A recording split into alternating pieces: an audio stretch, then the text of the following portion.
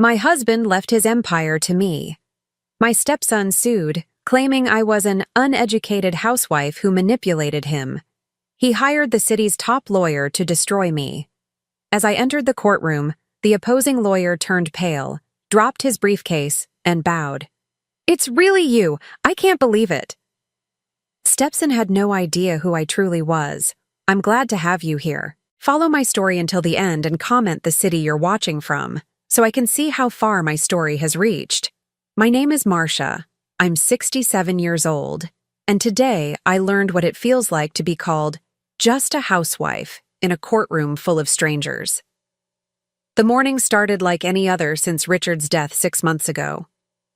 I made my coffee in the same ceramic mug he bought me for our 15th anniversary, sat at the kitchen table where we'd shared 20 years of breakfasts, and tried to pretend the silence didn't suffocate me. The house felt too big now, too quiet, filled with memories that both comforted and tormented me. Then the doorbell rang. The young man in the cheap suit handed me an envelope with the kind of formal politeness that immediately put me on edge. "Mrs. Stone? Legal documents? You'll need to sign here." My hands trembled as I read the papers. Trevor, my stepson, was contesting Richard's will.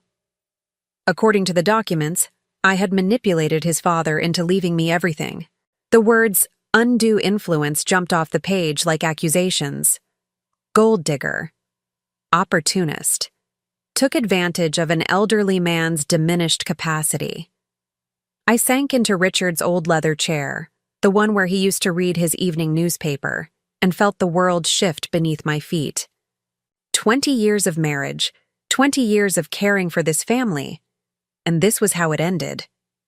The courthouse smelled of old wood polish and broken dreams.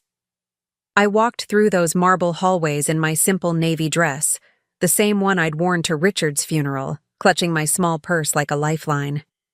Every step echoed in the vast space, making me feel smaller and more insignificant with each sound.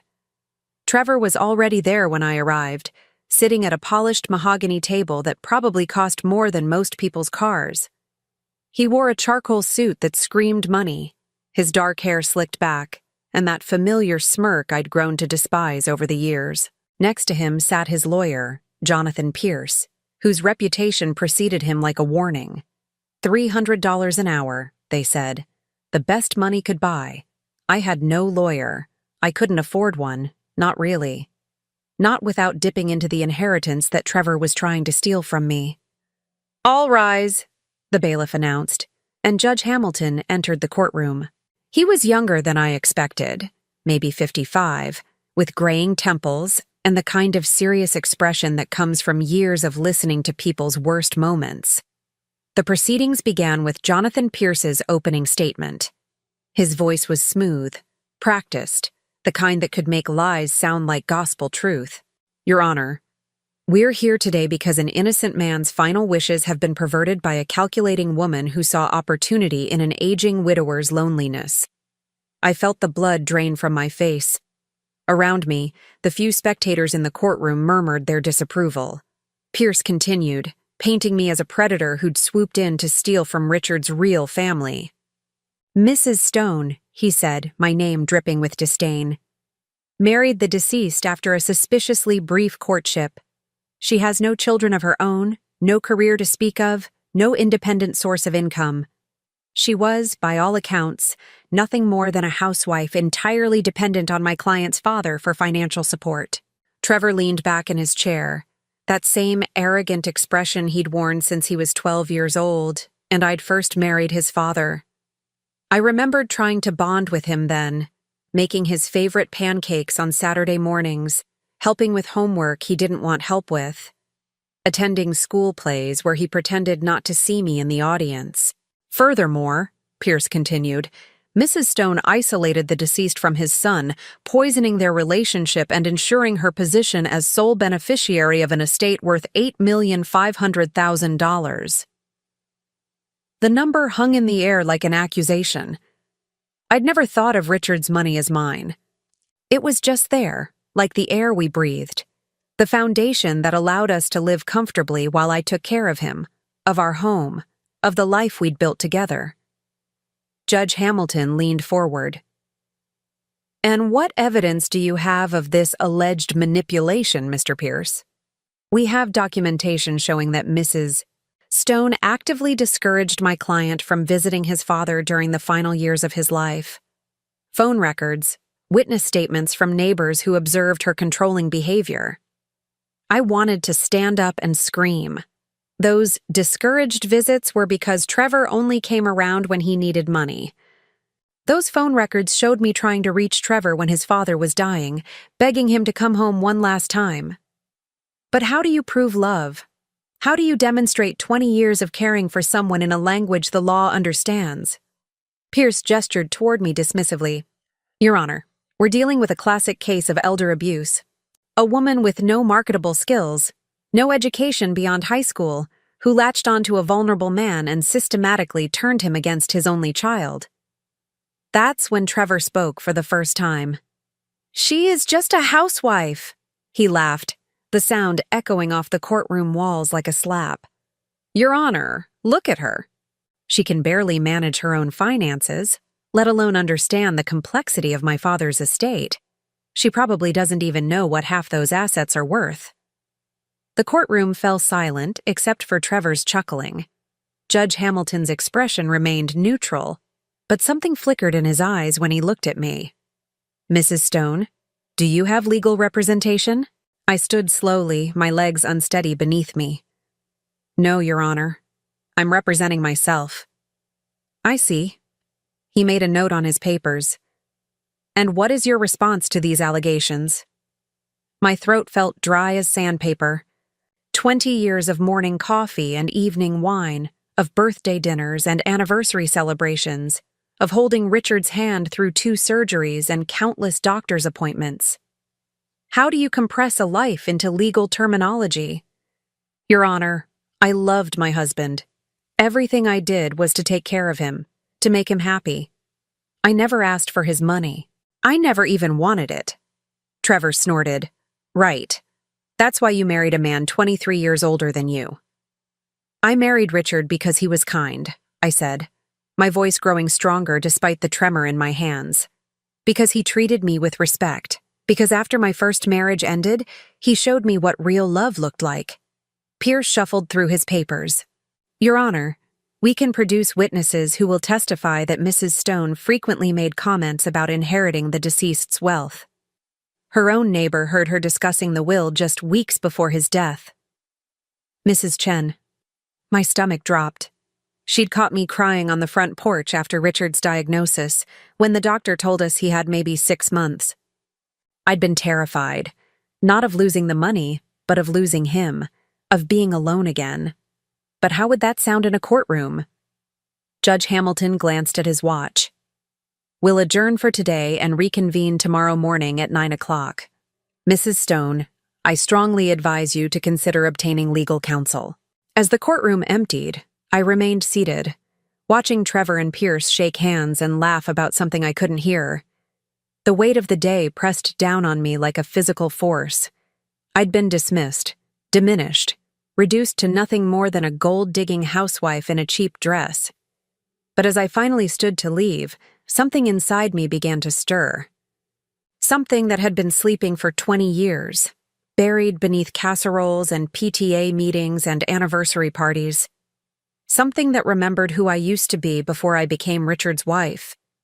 Trevor thought he knew me. Pierce thought he could destroy me with a few well-placed accusations. They had no idea who they were really dealing with. That evening, I sat in Richard's study surrounded by the ghosts of our life together. The walls were lined with law books, his collection from his days as a corporate attorney, and photographs from our travels. Venice, Paris, the cabin in Vermont where we spent our last anniversary. Everything felt fragile now, as if Trevor's accusations had the power to erase 20 years of happiness. I poured myself a glass of the Merlot Richard had been saving for a special occasion that never came, and tried to make sense of what had happened in that courtroom. The way Trevor had looked at me, like I was something dirty he'd stepped in. The way Pierce had dismissed me as if I were nothing. Just a housewife, I whispered to the empty room, and the words tasted bitter. But I wasn't always just a housewife, was I? My fingers traced the spines of those law books, remembering when I'd had my own collection. When I'd worn power suits instead of aprons. When people stood when I entered a room. That life felt like a dream now, buried so deeply I sometimes wondered if I'd imagined it all. The phone rang, startling me from my thoughts. The caller ID showed a number I didn't recognize, but I answered anyway. Mrs. Stone, this is Jennifer Walsh from Channel 7 News. I understand you're involved in a high-profile inheritance dispute. Would you be willing to comment on the allegations that you manipulated your late husband? I hung up without a word, but the phone rang again immediately. Then again. By the fourth call, I disconnected it entirely. Somehow word had gotten out. Tomorrow, I'd probably see my face on the morning news, portrayed as the wicked stepmother who'd stolen a dying man's fortune. I climbed the stairs to our bedroom, my bedroom now, and caught sight of myself in the mirror. Gray hair pulled back in a simple bun, face lined with years of laughter and worry, wearing the same style of modest dress I'd worn for the past 2 decades. I looked exactly like what Trevor had called me, just a housewife. But as I opened the jewelry box on my dresser to put away my wedding ring for the night, my fingers found something else. Hidden beneath the velvet lining was a small key I'd forgotten about. The key to Richard's desk drawer, the one he'd always kept locked. For emergencies, he'd said when he gave it to me years ago. When you need to remember who you really are. I'd never understood what he meant. Until now. Back in the study, my hands trembling with something between fear and anticipation, I slid the key into the lock. The drawer opened with a soft click, revealing a manila folder marked Marcia Personal. Inside were documents I hadn't seen in 20 years. My law degree from Harvard, summa cum laude. Newspaper clippings from my early career. A photograph of me being sworn in as the youngest Superior Court judge in the state's history. Letters of recommendation from legal giants whose names still carried weight in courtrooms across the country. And at the bottom of the pile, a handwritten note from Richard. My dearest Marcia, I know you sacrificed everything to build a life with me, but your talents were never wasted. They were just sleeping, waiting for the day you'd need them again. You are the strongest, most brilliant woman I've ever known. Don't let anyone, not even our son, convince you otherwise. All my love, Richard. The tears came then, hot and overwhelming. Richard had known. He'd always known who I really was, what I'd given up for love. And he'd protected that secret, kept it safe until I was ready to reclaim it. I'd been Judge Margaret Stone for 15 years before I became Mrs. Richard Stone. I'd presided over complex civil cases, corporate litigation, criminal trials that made headlines. I'd earned a reputation as the Iron Judge, brilliant, incorruptible, feared by lawyers who came unprepared to my courtroom. But when I met Richard at a charity gala in 2003, something shifted. He was recently widowed, struggling to raise 12-year-old Trevor alone. He didn't know who I was professionally. To him, I was just Marcia, the woman who made him laugh for the first time since his wife's death. For the first time in my career, I'd found something more important than the law. A man who loved me for who I was, not what I'd achieved. A broken family that needed healing. A chance to be someone's wife. Maybe even someone's mother. So, I'd made a choice. I took early retirement, citing burnout, and quietly stepped away from the legal world that had defined me for so long.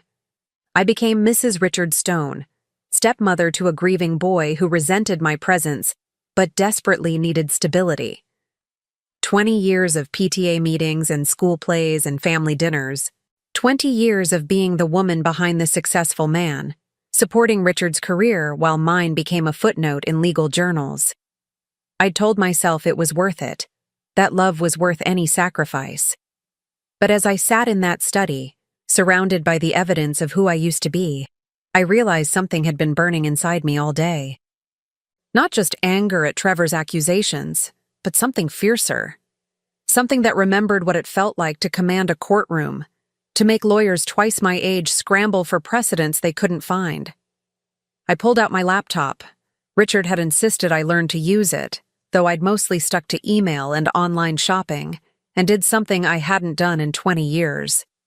I researched case law, inheritance disputes, undue influence, burden of proof. My fingers moved across the keyboard with muscle memory I didn't know I still possessed, navigating legal databases like I'd never left. The law had changed in some ways over the past 2 decades, but the fundamentals remained the same. And Trevor's case? It was weaker than tissue paper. Pierce was relying on emotional manipulation and circumstantial evidence. He had no proof of coercion, no documentation of diminished capacity, no witnesses to any actual wrongdoing. What he had was a grieving son's resentment and a jury's potential sympathy for a young man who felt cheated out of his inheritance. But sympathy doesn't win cases. Evidence does. And I was beginning to remember exactly how to find it. I spent the rest of the night in that study, reading through Richard's papers with eyes that hadn't seen them in 20 years, not as a wife, but as a lawyer. The will was ironclad, witnessed and notarized properly. Richard's medical records showed no signs of dementia or cognitive decline. His financial advisor had detailed notes about their discussions regarding the inheritance, including Richard's specific concerns about Trevor's spending habits and lack of responsibility. More importantly, I found Richard's private journal from his final months. Page after page of entries expressing his love for me, his gratitude for our life together, and his growing disappointment in Trevor's behavior. The last entry, dated just a week before his death, made me catch my breath. Marcia doesn't know I've seen her old courtroom photos, hidden in that box in the closet. She thinks she gave up everything for me, but she has no idea how proud I am of what she accomplished. If anything happens to me, I know Trevor will try to hurt her. He's never forgiven her for taking his mother's place in my heart. But my Marcia is stronger than she knows. She's forgotten what she's capable of, but I haven't. She's going to surprise everyone. I closed the journal and looked around the study with new eyes. This wasn't just Richard's space. It had been mine too, long before I'd ever met him. And tomorrow, when I walked back into that courtroom, I wouldn't be walking in as just a housewife. I would be walking in as Judge Margaret Stone. Trevor thought he could intimidate me with his expensive lawyer and his accusations. He thought I was nothing more than the woman who'd cooked his dinner and washed his clothes for 20 years. He was about to learn how wrong he'd been about everything. The second day in court arrived with a crispness that matched my newfound resolve. I dressed carefully that morning, choosing the same navy dress from the day before, but this time I carried myself differently. My spine was straighter, my steps more measured. I was still playing the role of the grieving housewife, but underneath, something had awakened. Trevor and Pierce were already at their table when I arrived, deep in conversation over stacks of papers. Pierce looked confident, almost bored, like a man who'd already won. Trevor wore that same smirk, occasionally glancing my way as if I were an amusing sideshow. Judge Hamilton entered promptly at 9 o'clock, and I noticed something I'd missed yesterday. The way he carried himself, the careful precision of his movements. He reminded me of the young attorneys who used to appear in my courtroom, the ones who'd studied every case precedent and still trembled when they stood to speak. "Mr. Pierce," Judge Hamilton said, "you may call your first witness." "Thank you, Your Honor. I'd like to call Mrs. Elizabeth Chen to the stand." My stomach clenched as my neighbor took the oath. Mrs. Chen had lived next door for 8 years, always polite but distant. I'd helped her with groceries after her hip surgery, brought her soup when she had the flu. But as she settled into the witness chair, she wouldn't meet my eyes. Pierce approached her with the practiced ease of a predator who'd cornered his prey. "Mrs. Chen, how well did you know the deceased, Richard Stone?" "Pretty well. He was a good neighbor, very kind man." "And his relationship with his son, Trevor?" Mrs. Chen shifted uncomfortably. "Well, I didn't see Trevor visit very often in the last few years." Did Mrs. Stone ever discuss this with you? Sometimes. Her voice was barely above a whisper. She seemed frustrated by it. Pierce nodded encouragingly. Can you tell the court about a specific conversation you had with Mrs. Stone regarding the inheritance? My heart hammered against my ribs. I knew what was coming. It was about 2 months before Richard died. I found her crying on her front porch. She was upset about his diagnosis, the cancer, you know. And she said, Mrs. Chen paused, glancing at me with what looked like guilt. She said she was scared of what would happen to her when he was gone, that she'd given up everything for him, and Trevor would probably try to take it all away from her. The courtroom was dead silent. Pierce let the words hang in the air like smoke. Did she mention the will specifically? She said Richard had promised to take care of her, but she was worried Trevor wouldn't honor that promise. Pierce smiled. No further questions. Judge Hamilton looked at me. Mrs. Stone, do you wish to cross-examine the witness? I stood slowly, my legs steadier than they'd been yesterday. Something was stirring in my chest. Not panic, but calculation. Yes, Your Honor. I approached Mrs. Chen, noting how she flinched slightly. Poor woman. She had no idea she was about to become my first piece of evidence that things weren't what they seemed. Mrs. Chen, you testified that I was crying on my porch when we had this conversation. Can you tell the court why I was crying? She blinked, clearly not expecting this question. Because Richard was dying? Specifically, what had I just learned that day? Pierce started to object, but Judge Hamilton waved him off. I'll allow it. Mrs. Chen looked confused. The doctor had told you both that morning that the treatments weren't working, that he had maybe 6 weeks left. 6 weeks, I repeated, letting the words settle. Mrs. Chen, in your opinion, was I crying because my husband was dying, or because I was worried about money? Because he was dying, she said immediately, then looked stricken as she realized what she'd admitted. And when I mentioned being scared of what would happen when he was gone, did I say I was scared of being poor? Or did I say I was scared of being alone? Mrs. Chen's voice was barely audible. You said you were scared of being alone, that you didn't know how to live without him. I nodded. Thank you, Mrs. Chen. No further questions. As she left the witness stand, I caught Judge Hamilton watching me with renewed interest. There had been something in my questioning, a precision, a control, that didn't match the image of a helpless housewife. Pierce called 2 more witnesses, Richard's banker, who testified about the large sums of money Richard had moved around in his final months, and a former colleague who claimed Richard had seemed confused during their last conversation. But with each witness, I grew more confident. The banker admitted under my cross-examination that Richard had been reorganizing his finances to make them easier for me to manage after his death. A thoughtful gesture, not evidence of manipulation. The colleague conceded that Richard's confusion was actually frustration with his former law firm's handling of a client's case. By lunch break, I could see doubt creeping into Pierce's expression. Trevor, however, remained smugly confident. You're doing better than expected, Judge Hamilton said quietly as we prepared to recess. But I have to ask, Mrs. Stone, what's your full legal name? The question hit me like electricity. I'm sorry, Your Honor. For the court records, your full legal name. My mouth went dry. This was it, the moment I'd been both dreading and anticipating. Margaret Stone, Your Honor, but I go by Marcia. Judge Hamilton's pen froze over his notepad. His eyes snapped up to mine, and I saw the exact moment recognition dawned. Margaret Stone, he repeated slowly. As in, Judge Margaret Stone? The courtroom went deadly silent. Trevor's head whipped around to stare at me. Pierce's confident expression cracked like thin ice. I was Judge Margaret Stone, I said quietly. I retired 20 years ago. Trevor shot to his feet. What? That's impossible. You're just a housewife, I finished for him. Yes, I heard you yesterday.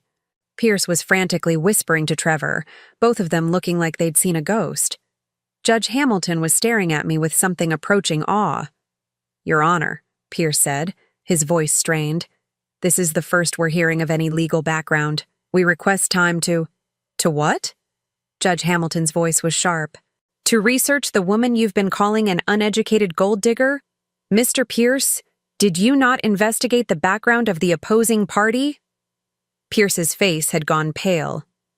We conducted standard background checks, Your Honor. There was no indication of any legal career. Because I took my husband's name and retired from public life, I said simply. But my bar membership is still active. I've kept up with continuing education requirements. I am, in fact, qualified to represent myself in this matter. The weight of what was happening began to settle over the courtroom. Trevor looked like he was about to be sick. Pierce was shuffling through papers as if he could find some magic solution to the disaster unfolding before him. But Judge Hamilton was looking at me with the kind of respect I hadn't seen in 20 years. Judge Stone, he said formally. I had the honor of appearing before your court several times as a young attorney. You were formidable. A small smile tugged at my lips. I tried to be fair, Your Honor. You were both fair and brilliant. He turned to Pierce. Mr. Pierce, I suggest you use the lunch recess to reconsider your strategy. Court will reconvene at 2 o'clock. As the courtroom emptied, I remained seated, feeling the transformation that was taking place inside me. The mask I'd worn for 20 years was beginning to slip, and underneath, Judge Margaret Stone was waking up. Trevor approached my table, his face twisted with rage and confusion. This is impossible. You can't be a judge. Judges don't just become housewives. I looked up at him, really looked at him, for the first time in years. Not as his stepmother, not as the woman who'd tried so hard to earn his love, but as the judge who'd spent 15 years sizing up liars and manipulators. Some of us, I said quietly, chose love over power, Trevor. But that doesn't mean we forgot how to fight when we need to. His mouth opened and closed like a fish gasping for air. Behind him, Pierce was making frantic phone calls, probably trying to figure out how badly they'd just miscalculated. As I gathered my things to leave for lunch, I felt lighter than I had in months. The grief was still there. I would always miss Richard.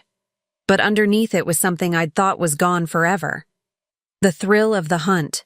The satisfaction of watching a weak case crumble under scrutiny. Judge Margaret Stone was back, and she was ready for war. The afternoon session felt different from the moment I walked back into that courtroom. Word had spread during the lunch break. I could see it in the way people looked at me, in the hushed conversations that stopped when I passed. The local legal community was small, and apparently, the return of Judge Margaret Stone was news. Trevor sat slumped in his chair like a deflated balloon. Pierce kept glancing at me with the expression of a man who'd just realized he'd brought a knife to a gunfight. But it was Judge Hamilton's demeanor that had changed most dramatically. Where yesterday he'd looked at me with polite sympathy, now there was something approaching deference in his eyes. Before we proceed, Judge Hamilton said once court was in session, I want to address what was revealed this morning. Mrs. Stone, I need to ask, are you planning to continue representing yourself or will you be seeking counsel? I stood, and for the first time in 20 years, I felt the full weight of my professional authority settle around my shoulders like a familiar coat. I will continue representing myself, Your Honor. I believe I'm adequately qualified. A ripple of quiet laughter went through the courtroom. Judge Hamilton's lips twitched. I think that's safe to say. Mr. Pierce, do you wish to continue with your case as planned? Pierce looked like he wanted to disappear into the floor, but he nodded. Yes, Your Honor. I'd like to call Trevor Stone to the stand. This would be interesting. I'd watched Trevor lie to his father, to teachers, to girlfriends, and to himself for 20 years. But he'd never been cross-examined by someone who'd spent 15 years spotting deception from the bench. Trevor took the oath with all the swagger he could muster, but I could see the nervousness in the way he kept glancing at me. Pierce led him through his testimony carefully. The distant relationship with his father, the sudden marriage to a much younger woman, the isolation he claimed to have experienced. "In your opinion," Pierce asked, "did Mrs. Stone deliberately interfere with your relationship with your father?" "Absolutely," Trevor said, his confidence returning as he warmed to his favorite subject, himself. "She was always there, always hovering, making it clear I wasn't welcome in my own father's house." "Can you give the court a specific example?" Trevor's eyes lit up. "Last Christmas, I came to visit for 3 days, and she made sure every minute was scheduled with her activities. Shopping, dinner parties with her friends, holiday movies she wanted to watch. When I tried to have a private conversation with my dad, she'd always interrupt with something that supposedly couldn't wait." Pierce nodded sympathetically. "How did this make you feel?" "Like she was deliberately keeping me from my father. Like she was afraid of what he might say if we were alone together."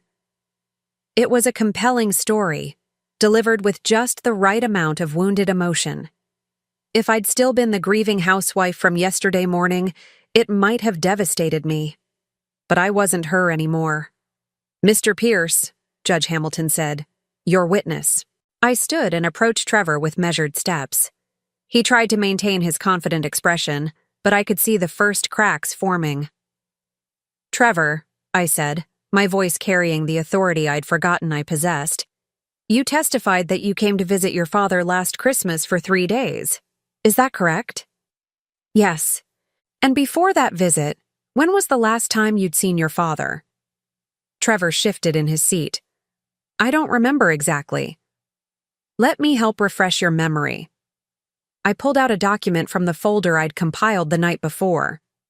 "According to your father's calendar, which he kept meticulously, your last visit before Christmas was 14 months earlier. Does that sound accurate?" "Maybe. We talked on the phone." "How often?" "Another shift. Regularly." "Trevor, I'm going to show you your father's phone records, which are part of his estate documents." I handed him a paper. "Can you tell the court how many times you called your father in the 6 months before his death?" He stared at the paper, his face flushing. These might not be complete." "They are complete, Trevor. The answer is 3 times. 3 calls in 6 months, each lasting less than 10 minutes. Does that match your definition of regularly?" Pierce was on his feet. "Objection, Your Honor. Mrs. Stone is testifying rather than questioning." "Sustained," Judge Hamilton said, but there was no disapproval in his voice. "Please rephrase, Mrs. Stone." I smiled slightly. It had been 20 years, but the rhythm of courtroom combat was coming back to me like riding a bicycle. "Trevor, based on these phone records, would you say you were in close, regular contact with your father?" "We had a complicated relationship," he said defensively. "Indeed. Now you testified that I scheduled activities to prevent you from having private conversations with your father. Do you recall what those activities were?" "Shopping, dinner parties, movies." "Specifically, Trevor, what shopping?" He looked confused. "I don't remember." "The shopping was for your father's medications, which required a special trip to a pharmacy 30 miles away because they were the only ones who could compound his pain medication properly. The dinner parties were actually one dinner party, a surprise celebration for your father's 70th birthday, which you'd forgotten about until I reminded you. And the movies were films from the 1940s that your father loved but could barely hear without the volume turned up extremely loud. Were you aware that your father had severe hearing loss in his final months?" Trevor's mouth opened and closed. No. "So when you interpreted my presence during your conversations as interference, is it possible I was actually helping your father hear what you were saying?" The courtroom was completely silent now. I could see the jurors. Yes, we'd somehow ended up with a jury trial, Pierce's mistake, leaning forward with interest. "And Trevor," I continued, my voice softening just slightly. You mentioned being made to feel unwelcome in your father's house. When you arrived for that Christmas visit, where did you sleep? In my old room. The room I'd spent 3 weeks preparing for your visit?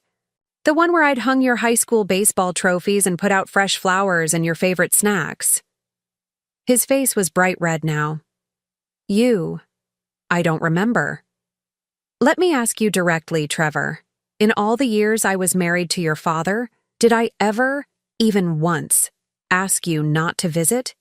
Did I ever tell you that you weren't welcome? No, but did I ever refuse to cook your favorite meals when you came home? No. Did I ever fail to include you in family photographs, holiday celebrations, or important events? No. His voice was barely audible. Trevor, is it possible that your feelings about our relationship had more to do with your grief over your mother's death than with anything I actually did or didn't do? Pierce shot to his feet again. Objection. Mrs. Stone is not qualified to make psychological evaluations. I turned to Judge Hamilton with the ghost of a smile. Withdrawn, Your Honor. I'll rephrase. Trevor, when you were 12 years old and I first married your father, what did you call me? Trevor looked like he wanted to disappear. I don't remember. You called me the replacement, I said quietly. And later, when your father asked you to try to be kinder to me, you said, and I quote, "She'll never be my real mom, so why should I pretend to like her?" And the silence in the courtroom was deafening. I could see tears in several jurors' eyes. Trevor, I'm not trying to humiliate you, but I need this court to understand that I spent 20 years trying to earn your love, not trying to steal your father's. I never asked him to choose between us. I simply asked him to let me love you both. Trevor was crying now, ugly, gasping sobs that shook his whole body. You don't understand, he choked out. He loved you more than he ever loved me, more than he loved my mother. I could see it every time he looked at you. And there it was, the truth that had been festering for 20 years. Trevor, I said gently, love isn't a finite resource. Your father's love for me didn't diminish his love for you. It just made our family bigger. Judge Hamilton was watching this exchange with something approaching wonder. Pierce looked like he wanted to crawl under his table and disappear. But Trevor, you're not here because you miss your father or because you feel unloved. You're here because you want his money. So let me ask you one final question. In the week before your father died, when I called you 6 times begging you to come say goodbye, why didn't you come? Trevor's sobs intensified. I was busy. I had work. You were in Las Vegas, Trevor, with your girlfriend, gambling with money your father had given you the month before for your rent. Pierce was frantically shuffling papers, probably looking for some way to object, but what could he say? These were facts, documented and verifiable. While your father was dying, asking for you every day, wondering why his son wouldn't come home, you were at poker tables losing the last money he would ever give you. I let that settle for a moment, watching the jury absorb the full weight of what they were hearing. So when you stand before this court and claim that I manipulated your father, that I stole your inheritance, that I turned him against you, I want you to remember that you did all of that yourself. I just loved him enough to hold his hand while he waited for a son who never came home. Trevor collapsed completely, his whole body shaking with the force of his grief and shame. Judge Hamilton called for a brief recess, but the damage was done. As the courtroom emptied, Pierce approached my table with the look of a man facing his own execution. Judge Stone, he said quietly, I think we may need to discuss a settlement. I looked up at him with the cold precision that had once made seasoned attorneys break into nervous sweats. Mr. Pierce, 24 hours ago you called me an uneducated housewife who manipulated a dying man. You questioned my intelligence, my integrity, and my right to be loved. Now you want to settle? He swallowed hard. Perhaps we were overzealous in our initial approach. Perhaps, I agreed. But I'm not interested in settling anymore. I'm interested in justice. and I'm very, very good at getting it." As Pierce walked away, I felt the last vestiges of the grieving housewife fall away completely. Judge Margaret Stone had returned, and she was ready to finish what they'd started. The next morning brought an unseasonable chill to the courthouse steps, but I felt warmer than I had in months. Word of yesterday's revelation had spread through the legal community overnight.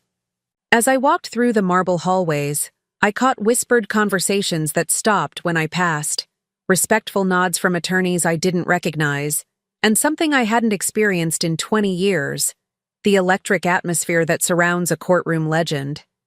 Trevor looked haggard when I entered the courtroom, his expensive suit wrinkled, dark circles under his eyes suggesting he'd spent the night wrestling with demons he'd kept buried for 2 decades.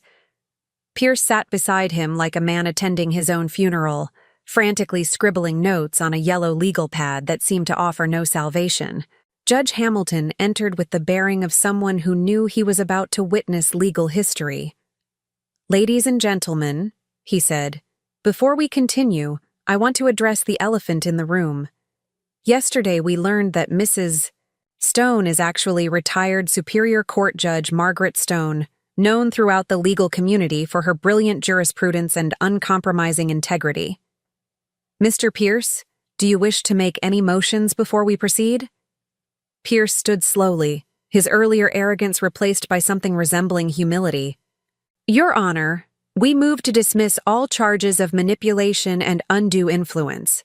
We acknowledge that we may have been overzealous in our initial assessment of Mrs. Stone's character and capabilities." I felt a cold smile tugging at my lips. 24 hours ago, this would have been victory enough. But something had changed during the long night I'd spent preparing for this moment. This wasn't just about the inheritance anymore. It was about justice for every woman who'd ever been dismissed, diminished, or called just a housewife. I stood before Pierce could sit down. "Your Honor, I object to the dismissal." Judge Hamilton raised an eyebrow. "Mrs. Stone, the plaintiff is attempting to withdraw their case in your favor. You're objecting to winning?" "I'm objecting to settling for less than the full truth, Your Honor. Mr. Pierce and his client have made serious allegations about my character, my competence, and my fitness to inherit my late husband's estate. I believe this court, and the public record, deserves to hear all the evidence before we conclude these proceedings." I could see understanding dawning in Judge Hamilton's eyes. He'd been a young attorney when I was on the bench, and he remembered my reputation for thorough, uncompromising justice. "Very well," he said. "Mrs. Stone, you may present your case." I had spent the entire night preparing for this moment, and I was ready. "Your Honor, I call Richard Stone to testify." A murmur rippled through the courtroom. Pierce shot to his feet. "Objection, the witness is deceased." "Not Richard Stone himself, Mr. Pierce." Richard Stone's voice, preserved in video testimony he recorded 3 months before his death, specifically in case his will was ever contested. The silence that followed was deafening. Trevor's face went white as I approached the bailiff with a tablet containing the video file I'd found hidden in Richard's computer files the night before. "Your Honor," I said, "my husband was a meticulous man who understood human nature better than most. He knew that his son might challenge this will, and he wanted his own voice to speak from beyond the grave." The courtroom's attention focused on the large screen as Richard's face appeared, gaunt from his illness but his eyes still sharp with intelligence and determination. "My name is Richard Stone," his recorded voice began, "and I am of sound mind and body as I record this on March 15th, 2024. I am creating this testimony because I fear that after my death, my son Trevor will attempt to contest my will and vilify my beloved wife Marcia in the process." Trevor slumped in his chair as his father's voice filled the courtroom with an authority that death couldn't diminish. "Let me be clear about several things. First, I was never manipulated, coerced, or unduly influenced by Marcia. Every decision I made regarding my estate was mine alone, made with full knowledge of my son's character and behavior patterns that I observed over 35 years of his life." Richard's image leaned forward slightly, his gaze seeming to look directly at Trevor through the screen. Trevor, if you're watching this, I want you to know that I loved you. I always loved you. But love doesn't blind a parent to their child's failings. You are irresponsible with money. I've bailed you out of debt 17 times in the past 10 years. You are unable to maintain steady employment despite every advantage I've given you. And most painfully, you have shown nothing but contempt for the woman who tried to love you like her own son. I watched Trevor's face crumble as 20 years of denial crashed down around him. Marcia sacrificed more for our family than you'll ever understand, Richard continued. She was Judge Margaret Stone, one of the most respected jurists in this state's history. She gave up a career that most lawyers only dream of because she loved me and wanted to build a life with us. She cooked your meals, attended your games, helped with your homework, and endured your cruelty with patience I didn't deserve. The courtroom was completely silent, except for the soft sound of Trevor's weeping. I am leaving my estate to Marcia, not because she manipulated me, but because she earned it through 20 years of unwavering devotion. She nursed me through 2 surgeries, held my hand through chemotherapy, and never once complained about the burden I became in my final months. She deserves every penny, and she deserves to live her remaining years in the comfort and security that her sacrifices have earned. Richard's voice softened slightly. Trevor, I pray that someday you'll understand that your anger toward Marcia was never really about her. It was about losing your mother and being afraid to let anyone else love you. But that's not Marcia's fault, and it's not her responsibility to pay for your inability to heal. The video ended, leaving the courtroom in stunned silence. I could see jurors wiping their eyes, court reporters looking shaken, even the bailiff standing a little straighter out of respect for what they'd just witnessed. Judge Hamilton cleared his throat. Mr. Pierce, do you wish to cross-examine this testimony? Pierce looked like he'd aged 10 years in the span of 20 minutes. No, Your Honor, no questions. Mrs. Stone, do you have additional evidence to present? I moved to my table and lifted a thick folder I'd compiled during my sleepless night. Yes, Your Honor. I have documentation showing that Trevor Stone has borrowed approximately $137,000 from his father over the past 15 years, none of which has been repaid. I have records showing that he was asked to leave 3 different jobs for excessive absences and unprofessional conduct. And I have witnesses who can testify to his pattern of appearing at his father's home only when he needed money. I paused, letting the weight of evidence settle over the courtroom like dust after an explosion. But more importantly, Your Honor, I have this. I held up Richard's private journal, the one I'd found in his locked drawer.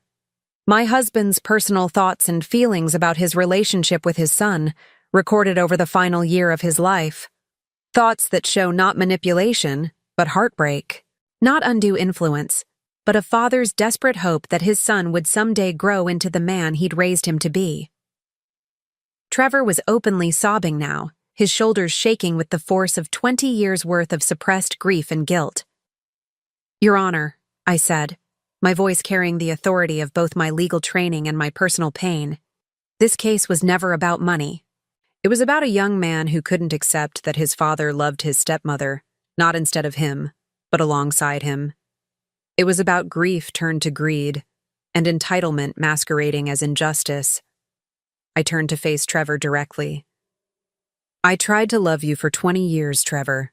I failed, but not for lack of trying. Your father left me his estate because he knew I would honor his memory and protect what he built. You're challenging that not because you were wronged, but because you feel wronged, and there's a difference. Judge Hamilton leaned forward. Mrs. Stone, what are you asking this court to do? I took a deep breath, feeling the full weight of my professional authority settling around me like armor. I'm asking this court to uphold Richard Stone's will in its entirety. I'm asking for a judgment that removes any cloud from my inheritance. And I'm asking that Trevor Stone be ordered to repay the $137,000 he borrowed from his father's estate over the years, with appropriate interest. The gasp that went up from the courtroom was audible. Pierce shot to his feet. Your Honor, that's not part of this case. It is now, I said calmly. Trevor opened this door when he claimed I was financially exploiting his father. I'm simply asking for an accounting of all financial exploitation that occurred in this family. Judge Hamilton looked at Trevor with something approaching pity. Mr. Stone, how do you respond to these allegations? Trevor could barely speak through his tears. I don't have that kind of money. I can't pay it back. Then perhaps, I said quietly, you shouldn't have borrowed it in the first place. The silence that followed felt like the end of the world, and in many ways it was. The end of Trevor's world of entitlement and denial, the end of his fantasy that he was the wronged party in this family's story. Judge Hamilton spent several minutes reviewing his notes before he spoke. When he finally looked up, his expression was grave. Ladies and gentlemen of the jury, he said, you've heard extraordinary testimony today, but based on the evidence presented, I'm prepared to issue a directed verdict in this matter. He turned to Trevor and Pierce with the kind of stern authority that had once made me proud to be part of the legal profession. The allegations of undue influence and manipulation are not only unfounded, they are insulting to the memory of Richard Stone and deeply harmful to his widow's reputation. Mrs. Stone has proven beyond any shadow of a doubt that she is not only competent to inherit her husband's estate, but deserving of it through 2 decades of devotion and sacrifice. His gaze shifted to me, and I saw respect there. The kind of respect one legal professional shows another. Furthermore, the evidence of financial irresponsibility and emotional manipulation on the part of Trevor Stone is overwhelming. I find in favor of Mrs. Stone on all counts, and I order Trevor Stone to repay the $137,000 in loans, plus interest calculated at the current federal rate. Trevor's world was ending, but mine was just beginning again. Judge Margaret Stone was back, and justice had been served. 6 months after the trial, I stood in my new law office, looking out at the city skyline through floor-to-ceiling windows.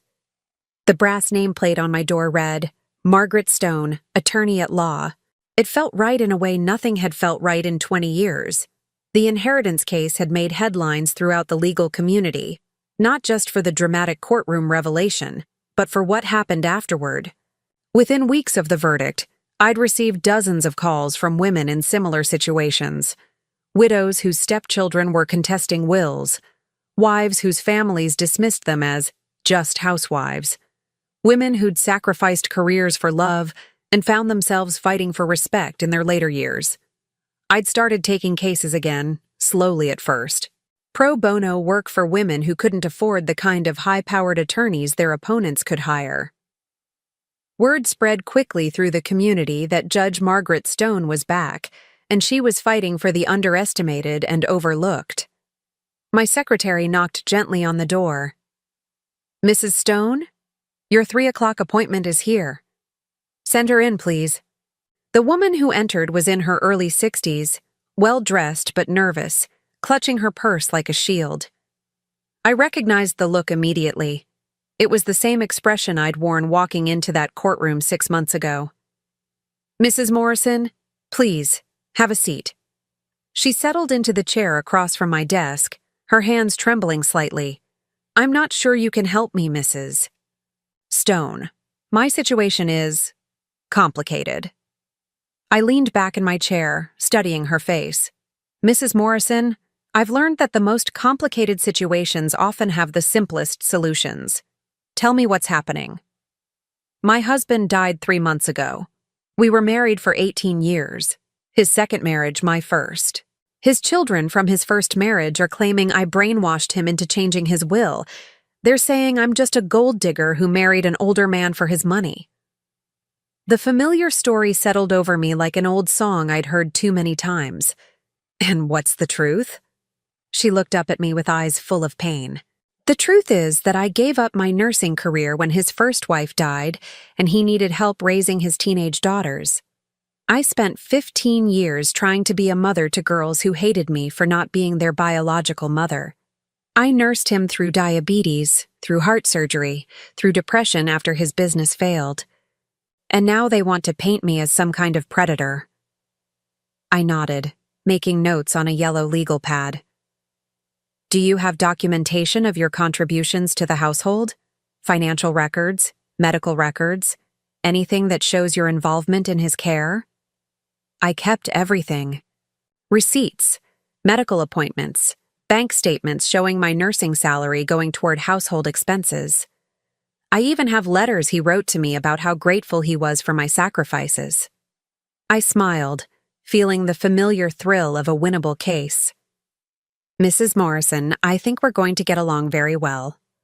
As she left an hour later, armed with a legal strategy and renewed confidence, I reflected on how much my life had changed. The grief over Richard's death was still there. It probably always would be, but it no longer defined me. I'd found purpose again, a reason to get up each morning that went beyond just surviving. My phone buzzed with a text message. The caller ID made my stomach tighten. Trevor. Can we talk? I've been thinking about what you said in court. I stared at the message for a long time before responding. Coffee. Tomorrow at 10. Brewster's on 5th Street. The next morning, I arrived at the coffee shop early and chose a table near the window where I could watch for Trevor's approach. When he finally appeared, I was struck by how different he looked. Gone was the arrogant swagger, the expensive suit, the smirk that had infuriated me for 20 years. He looked older, humbled, like a man who'd been forced to confront some uncomfortable truths about himself. He spotted me and approached hesitantly, as if unsure of his welcome. Marcia, thank you for agreeing to see me. I gestured to the chair across from me. Sit down, Trevor. He ordered coffee, and we sat in uncomfortable silence until it arrived. Finally, he cleared his throat. I owe you an apology, more than an apology. I owe you. I don't know what I owe you. I studied his face, looking for signs of manipulation or ulterior motive. What I saw instead was genuine remorse, and something I'd never seen from him before. Humility. You don't owe me anything, Trevor. Your father already paid all the debts that mattered. He winced. That video he made, watching it, hearing him talk about me like that, it was like seeing myself through someone else's eyes for the first time. And what did you see? He stared into his coffee cup. A spoiled, entitled brat who threw away 20 years of trying to earn love I never deserved in the first place. I felt something shift in my chest. Not forgiveness exactly, but something softer than the anger I'd carried for so long. Trevor, you were 12 years old when I married your father. 12-year-olds don't know how to process grief or how to make room for new people in their hearts. I never expected you to love me immediately.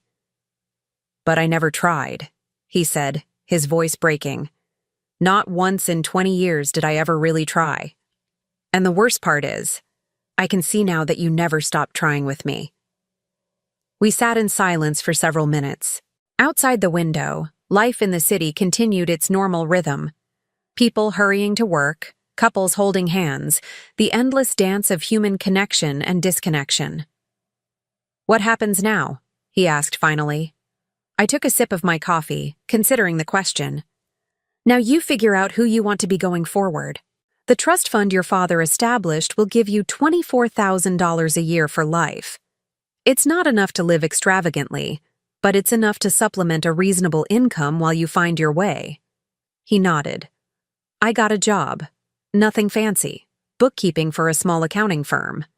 But it's honest work, and they don't know about the trust fund or the lawsuit or any of it.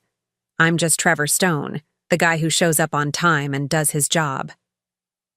Something in his tone told me this was significant progress. How does that feel? Terrifying and liberating. I've never had to be responsible for myself before. Dad was always there to bail me out, and I knew it. Even when I was angry at him, I knew he'd never really let me fail completely. I found myself genuinely curious about this version of Trevor, the one who wasn't performing arrogance or entitlement. And now? Now I have to succeed or fail on my own merits. It's the first time in my life I've ever really tried to earn something instead of just expecting it to be given to me. We talked for another hour, carefully navigating 20 years of hurt and misunderstanding. It wasn't forgiveness. That would take time if it came at all. But it was a beginning. A recognition that we were both different people than we'd been in that courtroom 6 months ago. As we prepared to leave, Trevor hesitated. Marcia, there's something else. I've been going to therapy, trying to understand why I was so angry for so long. And I realized something. I waited. I wasn't angry at you for taking Dad's love away from me. I was angry at you for showing me what real love looked like and realizing I'd never learned how to give it. The words hit me like a physical blow. After 20 years of believing Trevor hated me, the truth was somehow more devastating. He'd been afraid of me. Trevor, I watched you take care of him when he was sick. I watched you put his needs first, always. I watched you sacrifice things you wanted for things we needed. And I knew I wasn't capable of that kind of selflessness. It made me feel small and selfish, and instead of trying to grow into someone better, I just resented you for being everything I wasn't. I felt tears pricking at my eyes. You were a child, Trevor. You weren't supposed to know how to love like that yet. But I'm not a child anymore. And if there's any chance at all, that we could figure out how to be a family, even this late, even after everything I've done, I'd like to try. I looked at this man who'd been my stepson for 20 years, but had never really been my family, and I saw something I'd never seen before. Genuine vulnerability, genuine desire to change. It would take time, I said carefully. There's a lot of hurt to work through. I have time, and if you're willing, I'd like to start with getting to know the woman who was important enough for my father to change his entire will to protect. I stood to leave, slinging my purse over my shoulder. At the door, I turned back. Trevor, your father loved you. He never stopped loving you, not even when he was disappointed in you. I hope you know that. His eyes filled with tears. I'm starting to. 6 months later, I stood in the same courtroom where everything had changed, this time representing a 72-year-old woman whose stepchildren were trying to have her declared incompetent. The opposing counsel was young, cocky, clearly believing this would be an easy victory against an elderly widow. They had no idea who they were dealing with. As I rose to deliver my opening statement, I felt the full weight of my authority, my experience, and my purpose settle around me like armor. I was Judge Margaret Stone, attorney at law, protector of the underestimated and defender of the dismissed. And I was exactly where I belonged. Your Honor, ladies and gentlemen of the jury, I began, my voice carrying the confidence of a woman who'd found her way back to herself. This case is about more than an inheritance. It's about a society that assumes a woman's worth diminishes with age, that believes a widow's grief makes her an easy target for exploitation. I paused, letting my eyes sweep across the courtroom. Today, we're going to prove them wrong. Behind me, in the gallery, sat Mrs. Morrison, whose case I'd won 3 months earlier. Next to her was Mrs. Chen, the neighbor who'd testified against me but had later become one of my strongest advocates. And in the back row, wearing a simple suit and looking nervous but proud, sat Trevor. My family. Not the one I'd been born into or married into, but the one I'd built through battle, through loss, through the decision to stop hiding who I really was. The phoenix had risen from the ashes, and she was ready to fight. Now I'm curious about you who listened to my story. What would you do if you were in my place? Have you ever been through something similar? Comment below, and meanwhile, I'm leaving on the final screen 2 other stories that are channel favorites, and they will definitely surprise you. Thank you for watching until here.